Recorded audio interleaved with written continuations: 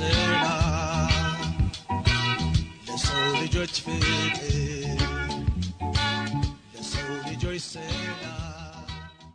ሰላም ጤና ይስጥልኝ የአፋር ቴሌቪዥን የአማርኛ ፕሮግራም ተከታታዮቻችን ሀገራዊ ያለመግባባቶችና ልዩነቶቻችንን በውይይት ለመፍታት ታስቦ ሀገራዊ የምክክር ኮሚሽን በማዋቀር ወደ ስራ እንዲገባ መደረጉ ይታወሳል። ኮሚሽኑ ከተቋቋመበት ጊዜ ጀምሮ ሀገራዊ ችግሮቻችንን መፍትሄ ለመስጠት የሚያስችሉ ህዝባዊ ውይይቶችን በየደረጃው ያካሄደም ይገኛል። ይህ ህዝባዊ ውይይት መድረክ የተካሄደባቸው ከሚገኙ አካባቢዎችም የአፋር ክልል አንዱ ሲሆን ሰሞኑን ኮሚሽኑ ከሴቶች ወጣቶችና አካል ጉዳተኞች ጋር ውይይት አካሂዷል። ይህንን የተመለከተ ፕሮግራም አዘጋጅተን ይዘንላችሁ ቀርበናል። እስከ ፕሮግራማችን ፍጻሜ ድረስ አብራችሁን ቆዩ።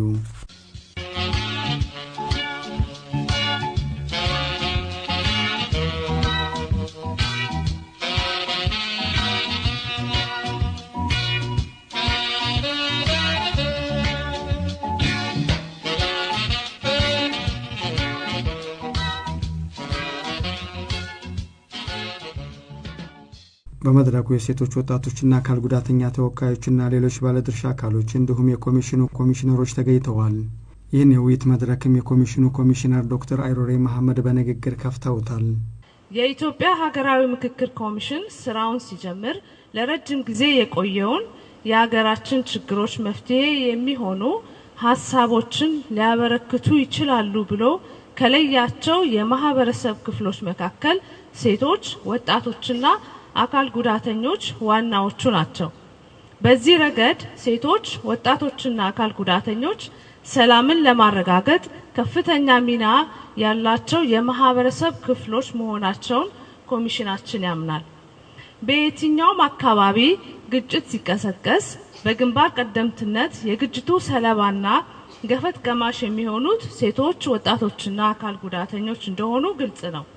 በሀገራችን ኢትዮጵያም ዘመናትን በተሻገሩ የግጭቶችና አለመግባባቶች ታሪክ ውስጥ ሴቶች፣ ወጣቶችና አካል ጉዳተኞች የግጭት ተጠቂ በመሆን ራሳቸውንና ቤተሰቦቻቸውን በማጣት ድርብርብ ሰለባ መሆናቸው በብዙ ማሳያዎች ማረጋገጥ ይቻላል።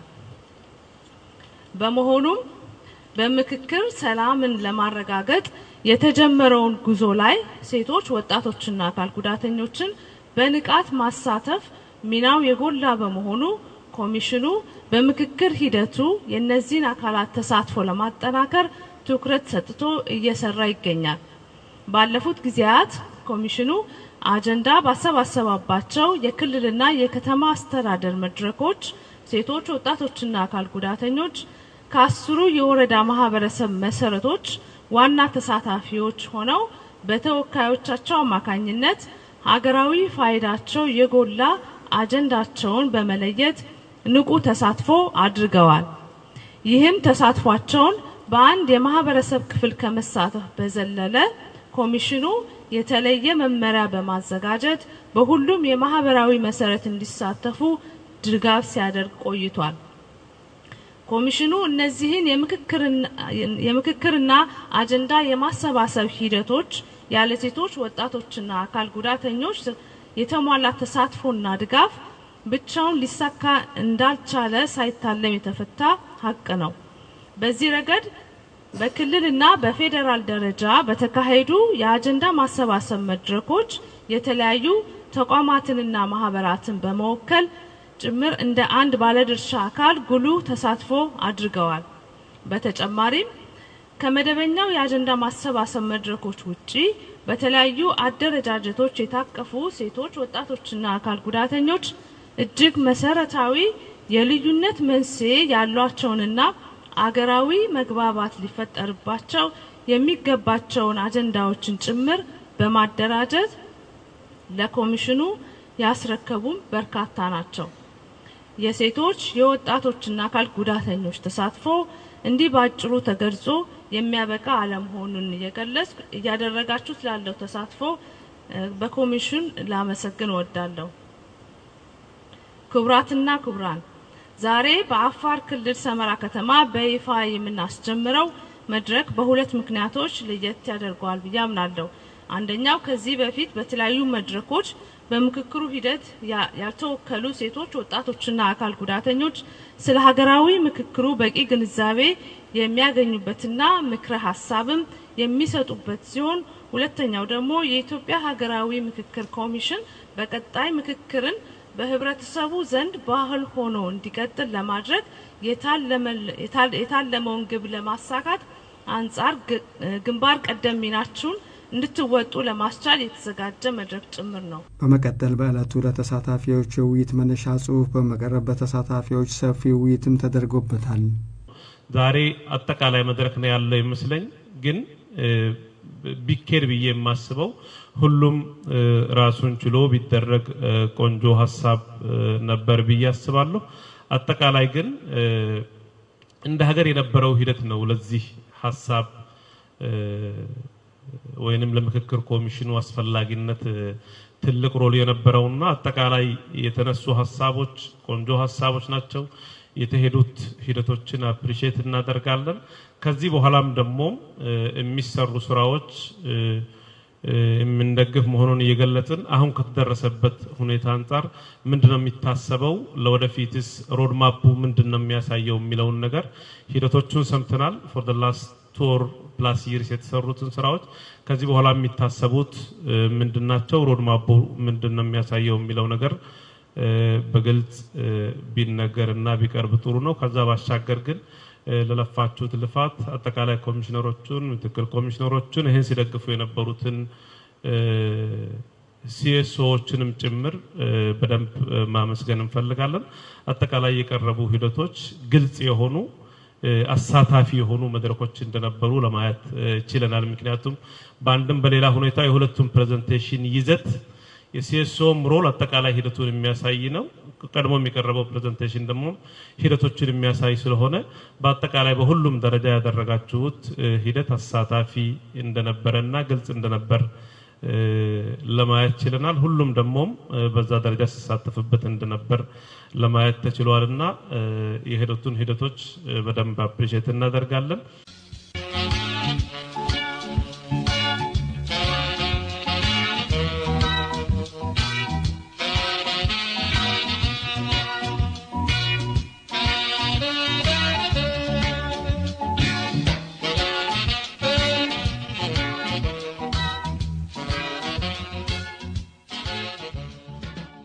የኢትዮጵያ ሀገራዊ ምክክር ኮሚሽን በእኛ ፊት መጥቶ ያው እና ወይዘሪት አይሮራ ምናምን መጥቶ ያው የኛ ፊት እኛን አክብሮ እንደዚህ አይነት ግንዛቤው ለወጣትና ለአካል ጎደሎ እንዳለ ያው ሴቶችም ሆኖ ሁላችንም ይሄን ግንዛቤ ተቀብለናል። በጣም የሚመሰገን ነገር ነው እና ዶክተር ሳሊህ ያው ያስተማሩን ትምህርት ያው እኛም ደግሞ ለጓደኞቻችን ይሄን ኦሪየንቴሽን ያው እናስተላልፋለን። አመሰግናለሁ።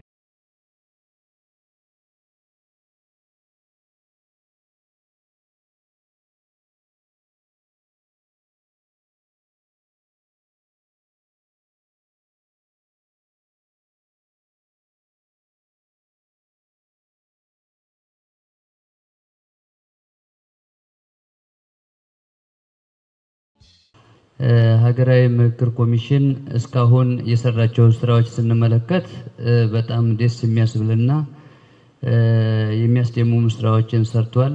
ይህም ለማረጋገጥ ከዚህ በፊት ሁሉም ክልሎች ላይ በሚባል መንገድ ተደራሽ አድርጎ ሁሉንም ባሳተፈ መንገድ የሰራቸው ውጤታማ ስራዎች የሚታዩ ስለሆኑ እነሱን ማመስገን እፈልጋለሁ። ከሀገር ውጭም እስከ ዲያስፖራው ድረስ ከአሜሪካ ከላቲን ከሩቅ ምስራቅ ድረስ ሄዶ ዲያስፖራን አካታች እንዲሆኑ ያደረገበት መንገድ እጅግ በጣም ደስ የሚያስብል ነው።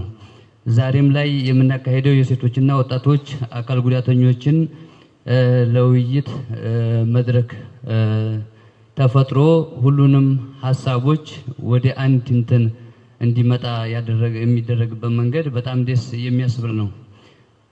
እኔ ለኮሚሽኑ ያለኝ ጥያቄ እንደ ሀገር እስካሁን ድረስ ተደራሽ ያልሆኑባቸው አካባቢዎች አሉና እነዛ አካባቢዎች ላይ ምን ለመስራት አስቧል? ምክንያቱም ከዚህ በፊት የስልጣን ዘመኑን ጨርሶ 1 አመት መጨመሩን እናውቃለንና በዚህ 1 አመት ውስጥ ኦሬዲ አሁን እየተገባደደ ነው።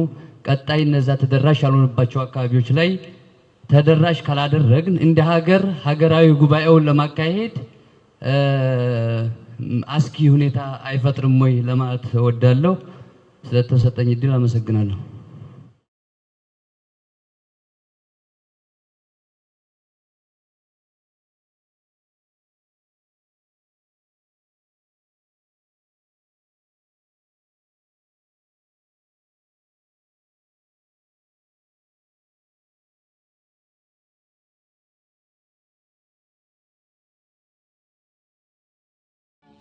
በመጀመሪያ ሁለቱም አቅራቢዎችን ላመሰግን ፈልጋለሁ። በጥሩ ሁኔታ ነው ያቀረቡት። ያው በመቀጠል እኔ አጠር ያለ ነገር ነው ማለት የምፈልገው። ከዚህ በፊት ሴቶችን እንዲሳተፉ ተለይቶ ለኮሚሽኑ ተሰጥቷል። እንደሚታወቀው ስለ አጀንዳ ሴቶችን ያላሳተፈ ሰላም የለም። መቼስ ሴቶችን ያላሳተፈ ሰላም የለም። ማምጣት ስለማይቻል በጣም ጥሩ ጅምር ነው። ዛሬ ለመጀመሪያ ጊዜ መድረክ እንደዚህ አይነት መድረክ ላይ ለመጀመሪያ ጊዜ ነው የተሳተፍኩት። በጣም ጥሩ ጅምር ነው፣ መቀጠል አለበት። አመሰግናለሁ።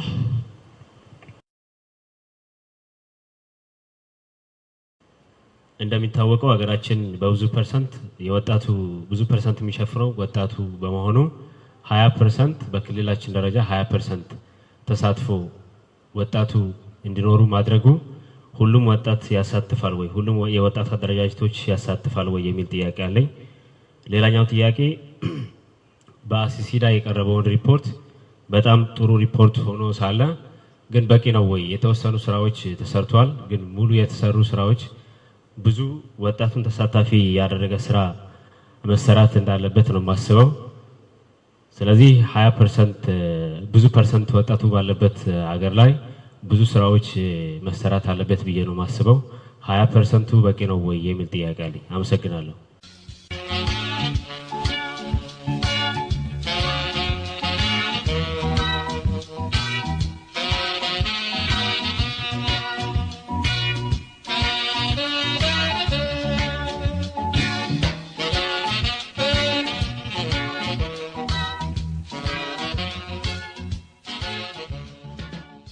ዛሬ ያው ይሄ የሴቶች የወጣቶችና የአካል ጉዳተኞች ጉዳይ እያንዳንዱ ይሄ የሶስቱ ፒላር ችግሮች በጣም ለየት ያለና አስፈላጊና አንገብጋቢ ጉዳይም ስለሆነ በተለይ ደግሞ ከነበረው የሴቶችን የወጣቶችንና የአካል ጉዳተኞችን ችግር ለይቶ ለማየት በሀገራዊ ምክክር ኮሚሽኑ የቀረበው ፕሬዘንቴሽን በጣም ጥሩ ነው ብዬ ነው የማስበው። በመቀጠል እንደ አጠቃላይ ሳየው ይህንን የሴቶችንና የወጣቶችንና የአካል ጉዳተኞችን ጉዳይ አካታች እና አሳታፊነትን በተመለከተ በተለይ ደግሞ የአርብቶ አደሯ ሴት ብዙ ችግሮች ያሉባትና ውስብስብ ችግሮች ያለባት በመሆኑ ይሄ ችግር አሁን በነገው በመናደርገው ውይይት በተለይ የሴቶች አጀንዳ ላይ የወጣቶች አጀንዳ ላይ የአካል ጉዳተኞች አጀንዳ ላይ አጀንዳ ሴት ተደርገው የሴቶች ችግር ተለይተው እንደ ሀገራዊ ምክክር እንደ አፋር ተለይተው ወጥተው ለሀገራዊ ምክክር ኮሚሽኑ ይቀርባሉ የሚል ሐሳብ ለመግለጽ ነው። አመሰግናለሁ። በመጨረሻም የኮሚሽኑ ኮሚሽነርና የዕለቱ መድረክ አወያዮች ከተሳታፊዎች ለተነሱ ሐሳብና ጥያቄዎች ማጠቃለያና መልስ ሰጥተዋል።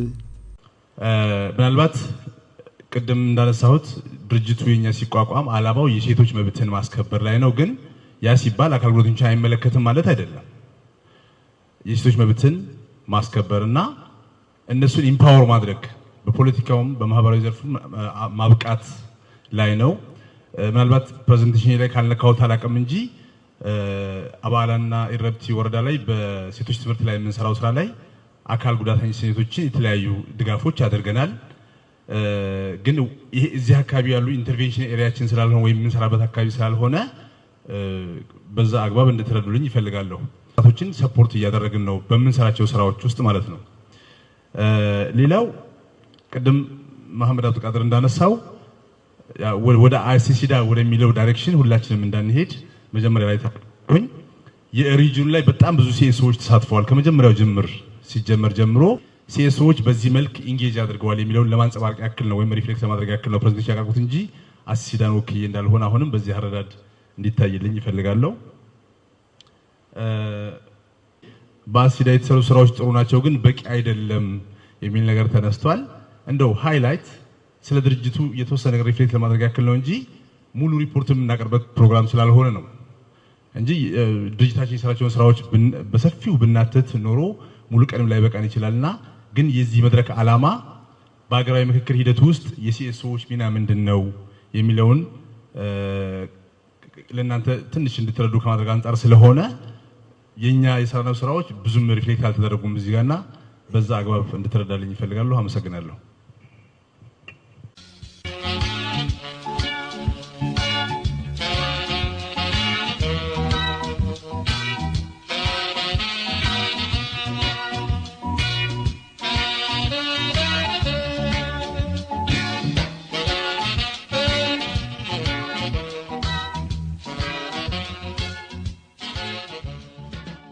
ገንቢ አስተያየቶች ስለሰጣችሁን በጣም ማመስገን ፈልጋለሁ።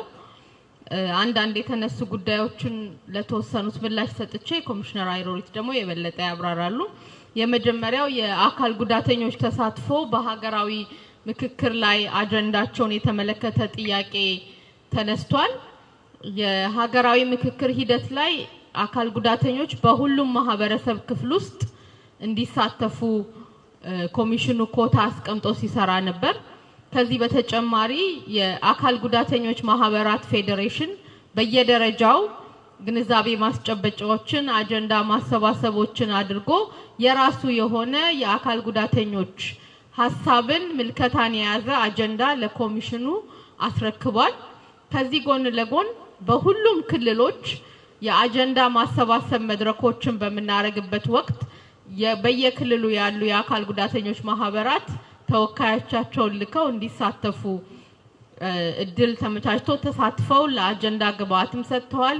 ለሀገራዊ ጉባኤውም ተወካዮቻቸውን አስመርጠዋል። በዚህም በአፋርም ክልል በተመሳሳይ ሂደት ተካሂዷል።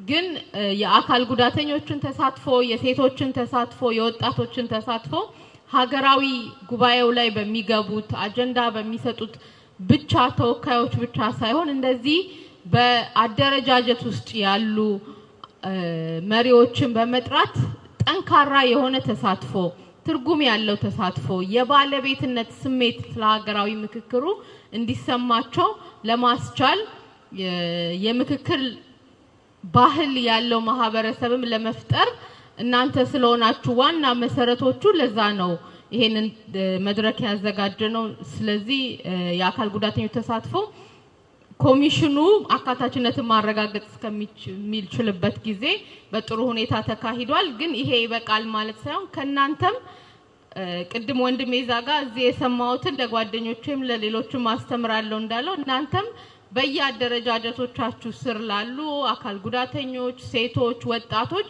የሀገራዊ ምክክርን ሂደትና ሐሳብ እንድታደርሱልን በዛ መልኩ ነው በደንብ ትርጉም ያለው ተሳትፎ ማካሄድ የሚቻለው ማለት ፈልጋለሁ።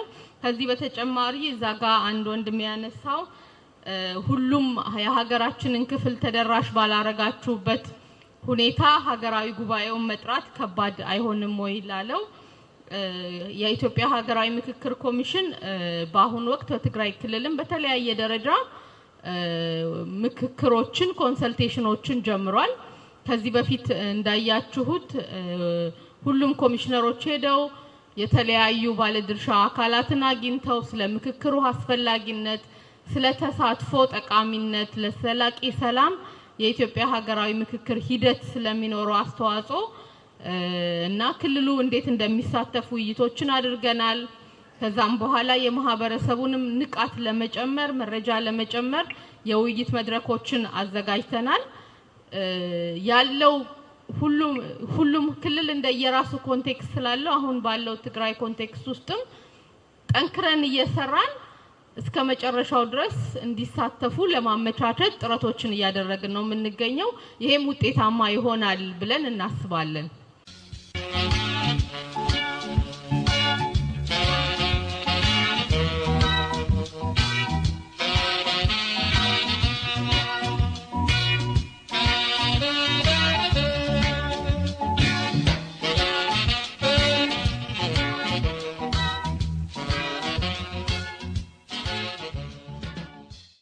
ጥሩ ግባት የሚሆን አስተያየትም ሰጣችሁናል። ዋና የምንፈልገው ነው። በቀጣይ ደግሞ ከሰዓት ላይም ተወያይታችሁ በተለይ ሴቶች ወጣቶችና የአካል ጉዳተኞች በሀገራዊ ምክክር ላይ ተሳትፏቸው መሆን እንዲጎለብት እንዲዳብር ምን ማድረግ አለበት የሚለውን ደግሞ ከናንተ እንደ ግባት እንወስዱ ይሆናል። ከዚህ ላይ የተነሳ ላይ ለምሳሌ ቀጣይ ሮድ ማፓችሁ ምን ይመስላል የሚል አንድ ጥያቄ ተነስቷልና ያው የተሰራው ስራ ቀደም እንደተገለጸ ሆኖ አሁን ደግሞ እየሰራን ያለነው አጀንዳዎችን በየዘርፉ የማደራጀት ስራ ሰርተናል። ከዚህ በፊት ያው ተወካዮቻቸውን እና አጀንዳዎችን አስመርጠናል። አሁን ደግሞ አጀንዳዎችን በየዘርፉ ማደራጀት ስራዎችን እየሰራን ነው። በተመሳሳይ መልኩ ደግሞ እነዚህ አዋያዎች አጀንዳ አለን፣ ተሳታፊ አለን። ስለዚህ እነዚህን የሚያዋያ ተሳታፊዎችን ደግሞ አዋያዎች ያስፈልጉናል። ትልቁ ስራ ማለት ነው። ያው እንደሚታወቀው የአዋያዎች ሚና በጣም ከፍተኛ ነው። በሀገራዊ ምክክር ላይ ውጤታማ እንዲሆን የአዋያዎች ሚና ከፍተኛ ነው። ለዚህም ኮሚሽኑ መመሪያ በማውጣት አዋያዎችን መረጣ ሂደት ላይ ነው።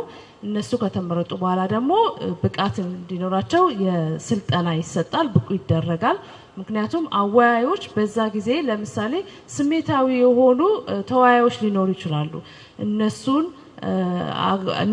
አግባብተው አጀንዳው ወደ ሌላ መስመር እንዳይስት አድርገው ለሁሉም ኒውትራል ሆነው ውይይቱ ውጤታማ እንዲሆን ትልቅ ሚና ስላላቸው እዚህ ላይ ኮሚሽኑ ትኩረት ሰጥቶ እየሰራ ይገኛል ማለት ነው።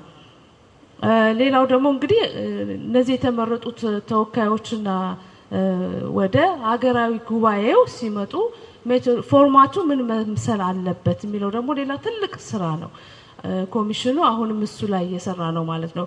ወደ 4000 ገደማ ተወካዮች ሊኖሩ ይችላሉ ተብሎ ይታሰባል። ስለዚህ እነሱን እንዴት ነው ፎርማቱ መሆን ያለበት፣ ኮንቴንቱ እንዴት መሆን አለበት፣ ውሳኔ አሰጣጥ እንዴት ይሆናል የሚሉትን ደግሞ ስራዎች እየሰራ ነው።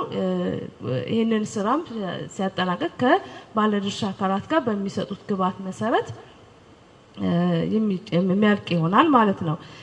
ሌላው ትልቁ ስራ ምንድነው? እንግዲህ በጣም ብዙ አጀንዳዎች ተሰብስበዋል ከተለያዩ ክልሎችና ከተማ መስተዳደሮች።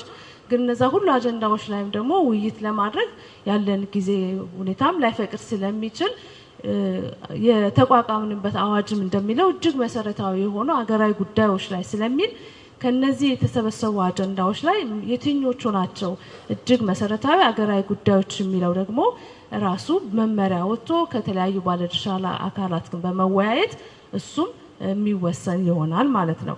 ስለዚህ በአጠቃላይ ይሄም ውይይቱ ካለቀ በኋላ ያው መጨረሻው ምክረ ሐሳብ ማዘጋጀት ይሆናል። ምክረ ሐሳቡን አዘጋጅቶ የሚመለከተው አካል ደግሞ ወይ ሪኮሜንዴሽን የሚመለከተው አካል ተግባራዊ የሚያደርግበትን ስልትም ማዘጋጀት ይጠበቅበታል። ስለዚህ በጣም ሰፊ ከባባድ ብዙ ስራዎች ይጠብቁታል ማለት ነው የሀገራዊ ምክክር ኮሚሽን። ከዚህ ጋር ተያይዞ ደግሞ ያልሰራንበት የትግራይ ክልል አለ። እዛ ላይ አሁን ኢንጌጅመንቶችን ጀምረናል። ስለዚህ እሱን የትግራይ ክልልም ጎን ለጎን አብረን አጠናቀን ወደ ሀገራዊ ጉባኤውን የምናስጀምርበት ጊዜ ይሆናል። ስለዚህ እነዚህ ከፊታችን ያሉት ትልልቅ ሰፋፊ ስራዎች የእናንተ ተሳትፎ በተለይ የወጣቶች፣ የሴቶች፣ የአካል ጉዳተኞች ተሳትፎ ላይ ትልቅ ሚና ስላለው ነው የዛሬው መድረክም ያስፈለገበት ምክንያት። እንደምታውቁት ሴቶች የተለያዩ ኃላፊነቶች አለን ከቤት ውስጥም ከሌላም ቦታ እና ለምሳሌ የተመረጡ ሴቶች ተወካዮች ሀገራዊ ጉባኤ ላይ እንዲመጡ ምን አይነት ሚና ነው መጫወት ያለብን፣ እንዴት ማሳመን አለብን፣ ምን ዘዴዎች መጠቀም አለበት የሚለው በኋላ ላይ እናንተም እንደ ግብዓትነት እንወስዳለን። በተመሳሳይ መልኩ ወጣቶችም በሀገራዊ ጉዳይ ላይ የራሳቸው ሮል ሊኖራቸው ይገባል፣ ትልቅ ሚና መጫወት አለባቸው። ስለዚህ የአካል ጉዳተኞችም ብዙ ጥያቄዎች አሏቸው አይደለም በክልል ደረጃ በፌደራል ደረጃ ብዙ ያልተመለሱ ጥያቄዎች ስላሉ ይሄንን መድረክ በመጠቀም ከናንተ ጋር አብረን በመሆን ቀሪ ትልቅ ሰፋፊ የሆኑ ኮሚሽኑ ላይ የሚጠብቁ ስራዎችን እንሰራለን ብለን እናስባለን። ተመልካቾቻችን በክፍል 1 አዘጋጅተን ያቀረብንላችሁ ፕሮግራም እዚህ ላይ ያበቃል። በቀጣይ ክፍል 2 ፕሮግራማችን እስከምንገናኝ ሰላም።